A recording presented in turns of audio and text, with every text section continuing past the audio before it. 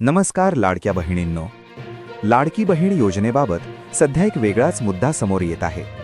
अनेक महिलांनी सांगितलं आहे की आमचं सगळं बरोबर आहे, तरीही पैसे आले नाहीत. मित्रांनो, यामागचं खरं कारण आता समोर येत आहे. मिळालेल्या माहितीनुसार काही ठिकाणी बँक लेवलवरच पैसे अडकलेले आहेत. होय, काही बँकांमध्ये डीबीटी प्रोसेस उशिरा चालू आहे किंवा सर्व्हर स्लो आहे, त्यामुळे पैसे उशिरा खात्यात दिसत आहेत. याचा अर्थ असा नाही की तुमचा हप्ता बंद झाला आहे, तर फक्त प्रोसेसिंगमध्ये उशीर होत आहे. काही महिलांच्या खात्यात पैसे आले आहेत, पण SMS आलेला नाही, त्यामुळे त्यांना माहितीच नाही. म्हणूनच एक महत्त्वाची गोष्ट, तुमचं बँक पासबुक अपडेट करा, ATM किंवा मोबाईल बँकिंग चेक करा, कारण कधी-कधी पैसे येतात पण दिसत नाहीत.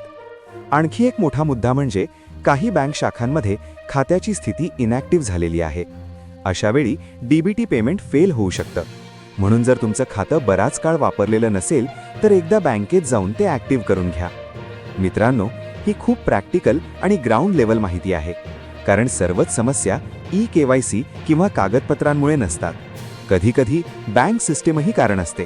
म्हणून घाबरू नका, पण स्मार्ट बना आणि ही माहिती इतर महिलांपर्यंत नक्की पोहोचवा. अशाच रिअल अपडेट्ससाठी सबस्क्राईब करा आणि आत्तापर्यंत तुमचे किती हप्ते आले आणि किती नाही ते कमेंटमध्ये नक्की सांगा.